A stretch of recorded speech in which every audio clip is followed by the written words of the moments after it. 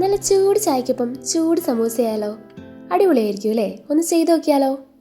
ഒരു പാനിലേക്ക് അല്പം എണ്ണ ഒഴിക്കുക. എണ്ണ ചൂടായി വരുമ്പോൾ ഇഞ്ചി വെളുത്തുള്ളി പേസ്റ്റ്, പച്ചമുളക്, കരിവേപ്പിലയും കൂടി ചേർത്ത് നന്നായിട്ടൊന്ന് വഴറ്റി കൊടുക്കുക. ഇതിൻ്റെ പച്ചമണം മാറുമ്പോൾ ഇതിലേക്ക് സവാള കൂടി ചേർത്ത് കൊടുക്കുക. ആവശ്യമായിട്ടുള്ള ഉപ്പ് കൂടി ചേർത്ത് കൊടുത്ത് നന്നായിട്ട് മിക്സ് ചെയ്യാം. ഇതുപോലെ പകുതി ഒന്ന് വഴഞ്ഞു വരുമ്പോൾ ഇതിലേക്ക് പൊടികൾ ചേർത്ത് കൊടുക്കാം. മഞ്ഞൾപ്പൊടി, മുളക് പൊടി, കാശ്മീരി മുളക് പൊടി, ഗരം മസാല, ബീഫ് മസാല ചേർത്ത് കൊടുത്തിട്ട് നന്നായിട്ട് മിക്സ് ചെയ്യാം. ഇനി ഇതിലേക്ക് ഉപ്പും മഞ്ഞളും ചേർത്ത് വേവിച്ചിട്ടുള്ള ബീഫ് പൊടിച്ച് ചേർത്ത് കൊടുക്കാം. ഇതും കൂടി ചേർത്ത് നന്നായിട്ട് മിക്സ് ചെയ്യാം. മിക്സ് ആയതിനു ശേഷം ഇതിലേക്ക് കുറച്ച് കുരുമുളക് പൊടി കൂടി ചേർത്ത് കൊടുക്കുന്നുണ്ട്. ഫ്ലെയിം ഓഫ് ചെയ്ത് മാറ്റി വെക്കാം. സമൂസ തയ്യാറാക്കാൻ നമ്മൾ വീട്ടിൽ തന്നെ ഉണ്ടാക്കിയെടുത്തിട്ടുള്ള സമൂസ ഷീറ്റാണ് യൂസ് ചെയ്യുന്നത്.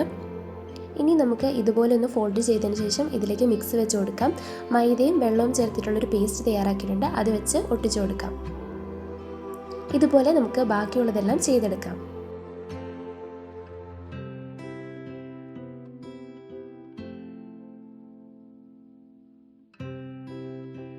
ഇതുപോലെ എല്ലാ സമൂസകളും ചെയ്തെടുത്തിട്ടുണ്ട്. ചൂടായിട്ടുള്ള എണ്ണയിലേക്കിട്ട് വറുത്തെടുക്കാം. ചൂടായ എണ്ണയിലേക്ക് ഓരോന്നോരോന്നായിട്ട് ഇട്ട് കൊടുക്കാം. ഒരു ഭാഗം മുരിഞ്ഞു വരുമ്പോൾ മറിച്ചിട്ട് അടുത്ത ഭാഗം കൂടി മുരിച്ചെടുക്കാം.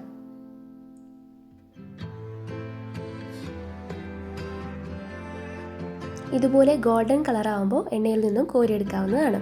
ഇതുപോലെ എല്ലാം ചെയ്തെടുക്കാവുന്നതാണ്. അങ്ങനെ നമ്മുടെ സമൂസ തയ്യാറായിട്ടുണ്ട്.